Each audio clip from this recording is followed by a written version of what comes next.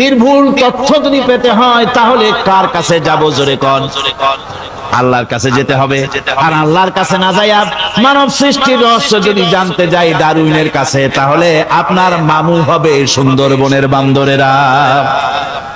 ঠিক কিনা? বান্দরেরা হবে মামু, সিম্পাজি ওরাংওটাং হবে আপনার নানার দাদা। তার কারণ ডারউইন সাহেব বলেছেন মানুষ এর পূর্বপুরুষ হলো বাঁদর, সিম্পাজি ওরাং ওটাং। এটা হলো তার থিওরি অফ ইভলিউশন। এই বিবর্তনবাদের থিওরি পেশ করতে গিয়ে তিনি বলেছেন মানুষ হলো বান্দরের জাত। আরে বেটা তুই বান্দরের জাত। নিজের লেজ কাটিয়া সকলের লেজ কাটা আরম্ভ করতে যাচ্ছে। কি পাগলের পাগল, মানুষ হয়েছে বান্দরের জাত। আশ্চর্য কথা। কেমনে কইলে? তো বললো যে সিম্পাজি দেখছে, তো সে সিম্পাজি দেখে তার মনে হয়েছে যে মানুষ ওইরকমই তো দেখা যায়, তো মানুষ বুঝি বান্দর থেকেই আসছে। আমি বলি পৃথিবীতে এমন পাগল আমি কোনোদিন দেখিও নাই, শুনিও নাই যে কোন পাগল পাবদা মাছ দেখে বলেছে যে এটা হচ্ছে বোয়াল মাছের পূর্বপুরুষ। টাকি মাছ দেখে কোন ছাগলেও বলেছে আজ পর্যন্ত যেটা হলো শোল মাছের পূর্বপুরুষ। পুঁটি খাইতে খাইতে আস্তে আস্তে বিরাট শোলে পরিণত হয়ে গেছে, কোন পাগলেও বলে। আচ্ছা মেনে নিলাম ডারউইন সাহেবের থিওরি, মেনে নিলাম এক সেকেন্ডের জন্য যে বান্দর থেকেই মানুষ হয়েছে। এখনো তো বানর প্রজাতি আছে না শেষ হয়ে গেছে? আছে কিনা? তাহলে সুন্দরবনে যান, যে দেখুন কোন বাঁদর কি এ পর্যন্ত দেখা গেছে যে কোমর পর্যন্ত মানুষের মতো হয়ে গেছে? আর একটু দুধ আর পনির আর একটু এই শুটকি মাছ লোটটা ফিশ খাওয়াইলে আর কদিনের মধ্যে এই বান্দরটা মানুষ হয়ে যাবে। হইছে এরকম? বাঁদরের 12 আনা মানুষ হয়ে গেছে, 14 আনা মানুষ হয়ে গেছে, আর অল্প একটু বাকি। এরকম দেখা গেছে কোথাও? দেখা যায়। পাগলামি কথা, পাগলামি কথা। মানুষ বানর থেকে আসেনি, মানুষ ওরাংওটাং থেকে আসেনি, মানুষ সিম্পাজি থেকে আসেনি। মানুষ এসছে কোত্থেকে? এটা জানতে হলে নির্মূল তথ্য জানার জন্য আসতে হবে কোরআনের কাছে। কার কাছে?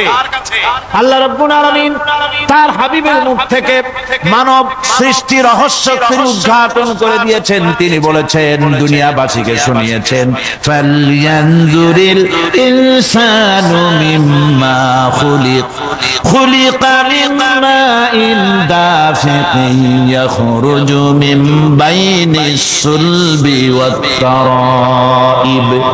আল্লাহ পাক বলেন মানুষ কি তার সৃষ্টি রহস্য দেখে না? কেমনে তাকে আমি সৃষ্টি করেছি? মায়ের বক্ষ পিঞ্জর থেকে, বাপের পৃষ্ঠ থেকে সবেগে নির্গত এক ফোঁটা নাপাক পানি দিয়ে আমি আল্লাহ মানুষকে সৃষ্টি করেছি।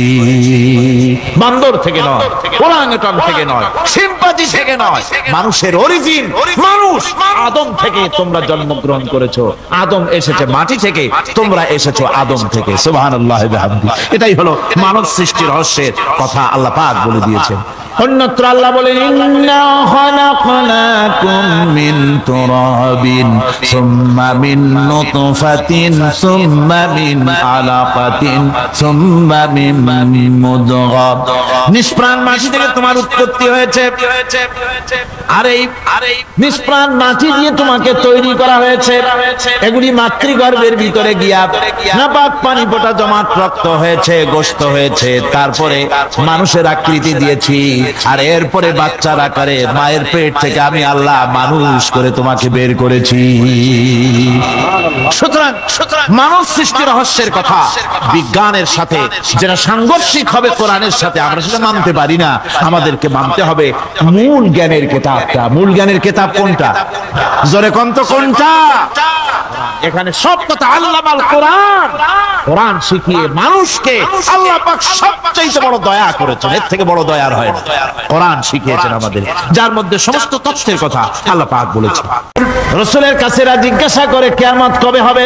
আল্লাহ পাক বলেন, বলে দিন যেদিন চন্দ্র তার আলো হারিয়ে ফেলবে, যেদিন সূর্য তার আলো হারিয়ে ফেলবে, আর চন্দ্র আর সূর্য সব একাকার হয়ে যাবে।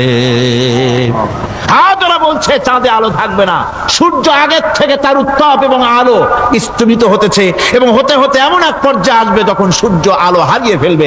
বিজ্ঞানীরা গত 4-5 বছর আগে এ বক্তব্য রেখেছেন, কিন্তু 1400 বছর আগে বিজ্ঞানের লালনাগারে লেখাপড়া না করে হুজুরের মুখ থেকে আল্লাহ কথা বলে দিয়েছেন। তাহলে বিজ্ঞানের আসল কিতাব কোনটা? জোরে বলেন কোনটা?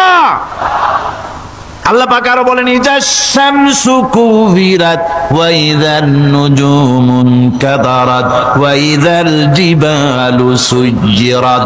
তারকাগুলি, সূর্যের আলো থাকবে না, নক্ষত্রগুলো স্থানচ্যুত হয়ে যাবে, কক্ষচ্যুত হয়ে যাবে, পাহাড়গুলিকে পরিচালিত করে দেওয়া হবে, কিছুই থাকবে না, সব শেষ হয়ে যাবে। বিজ্ঞানীরা আজ বলতেছে যে সব শেষ হয়ে যাবে, কিছুই থাকবে না, সব শেষ হবে। বিজ্ঞানীরা বলতেছেন, কোরআন অনেক আগে বলেছে কুল্লু মান আলাইহা ফান ওয়া ইয়াবকা ওয়াজহু রাব্বিকা যুল জালালি ওয়াল ইকরাম। সব শেষ হয়ে যাবে, বিশ্বে যা কিছু আছে সব লয় হবে, ক্ষয় হবে, ধ্বংস হবে, কিচ্ছু থাকবে না, থাকবেন শুধু আল্লাহ সুবহানাহু ওয়া তাআলা। সুবহানাল্লাহি ওয়া বিহামদি। কোরআনে কারীম এ কথা বহু আগে আমাদেরকে জানিয়ে দিয়েছে। সুতরাং আসল জ্ঞানের কিতাবটাই হচ্ছে কোরআনে কারীম। এই কোরআনের কাছে আমরা যত যেতে পারবো, যত কোরআন বুঝতে পারবো, ততই আমাদের জন্য আমরা সমৃদ্ধ হতে পারবো, আমাদের উপর আল্লাহর রহমত আসবে, আমরা সমাজ চালাতে পারবো, আমরা দেশ চালাতে পারবো, আমরা দুনিয়ায় শান্তি পাবো, আমরা আখিরাতেও মুক্তি লাভ করতে পারবো। কোরআনে কারীম সমস্ত বিজ্ঞানের উৎস, দর্শনের উৎস। এইটা না জানলে কিছুই জানা হয় না, এইটা জানা হলে সব জানা হয়। পণ্ডিত আপনার ডক্টর শহীদুল্লাহ, আল্লাহ জান্নাত নসিব করুন, সবাই বলুন আমিন। তিনি বলতেন, বড় বড় সেমিনারে গিয়ে বলতেন তিনি, যে আপনারা যারা বক্তব্য রাখতে এসেছেন, জনগণকে বলছি না, যারা বক্তব্য রাখতে এসেছেন, এমএ পাস করেছেন, ডিগ্রি করেছেন, পিএইচডি করেছেন, এভারসিএস করেছেন, বহু কিছু ডিগ্রি আপনারা লাভ করেছেন, নামের আগে 6 হাত লম্বা ডিগ্রি আপনারা লাগাইছেন, আপনারা পণ্ডিত ঠিকই, কিন্তু এই কোরআন শরীফের জ্ঞান যদি আপনাদের না থাকে, আপনারা পণ্ডিত, তবে আপনারা মূর্খ পণ্ডিত। কি পণ্ডিত? কি পণ্ডিত? মূর্খ পণ্ডিত। আল্লাহর নবী বলেন, এ কোরআন যখন আমি তেলাওয়াত করতেছিলাম একটা রাত্রে, যে রাতে আমার তেলাওয়াতের সামনে ছিল জেনেরা যখন আমার কাছ থেকে তেলাওয়াত শুনল, ইসসামিআতু হাত্তা ক্বালু ইন্না সামি'না কুরআনান আজাবা। আমার মুখ থেকে যারা যখন তেলাওয়াত শুনল, জেনারা তখন এই কথা না বলে পারে নাই, আমরা এক আশ্চর্য ধরনের কিতাব শুনেছি। জোরে বলেন সুবহানাল্লাহ। ইন্না সামি'না কুরআনান আজাবা, এক আশ্চর্য ধরনের কোরআন শুনেছি।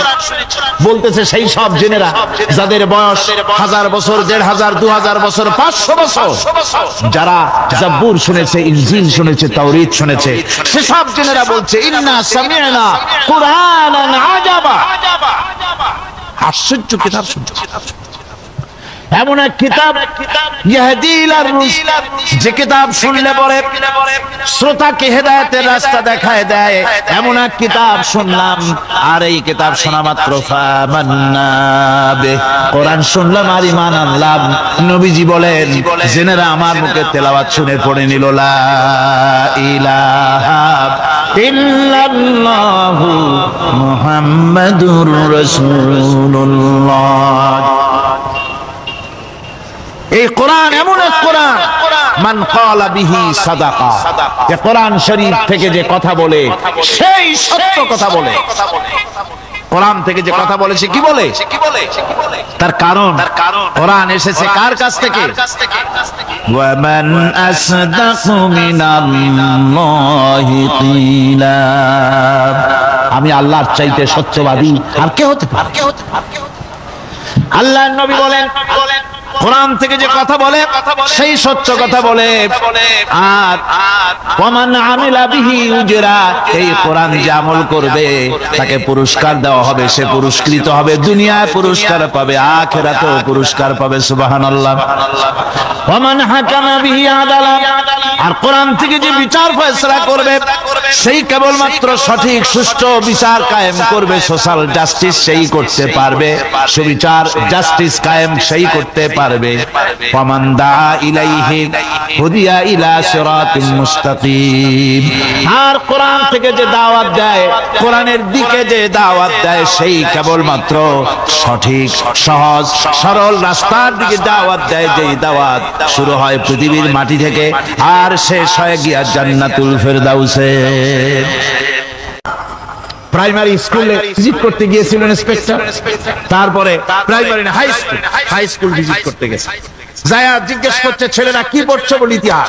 ঠিক আছে, ইতিহাস থেকেই প্রশ্ন করবে, বলো তো চীনের প্রাচীর কে ভেঙেছে? ছেলেরা জবাব দিচ্ছে, তুমি বলো, তুমি বলো, তুমি বলো। কেউ বলছে বেঞ্চের কোনা যে ছেলেটি, সে বলছে সর্বনাশ। কেউ যখন স্বীকার করে না, এটা তো আমার মাথায় আসবে। সব শেষ ইন্সপেক্টর তাকে বলছে, তুমি বলো তো কে ভেঙেছে চীনের প্রাচীর? কয় স্যার, গ্রামে আমার দুষ্টমির যথেষ্ট বদনাম আছে, কিন্তু চীনের প্রাচীর ভাঙার মতো দুষ্কর্ম আমি করি নাই। ইন্সপেক্টর খুব রেগে গেলেন, মাস্টারের দিকে তাকালেন, এই বুঝি আপনার ইতিহাস পড়ানো? মাস্টার ইন্সপেক্টরের বিরক্তি ভরা মুখ দেখে বলছেন, স্যার রাগ করবেন না, এসব ছাত্র তো আমার, ওদের অবস্থা তো আমি জানি। আপনি আসছেন ঢাকা থেকে, আপনি জানবেন কি? আমি হলপ করে বলতে পারি আমার ক্লাসের কোন ছাত্র চীনের প্রাচীর ভাঙে না। ইন্সপেক্টর রাগ হইয়া চলে গেছে হেডমাস্টারের রুমে।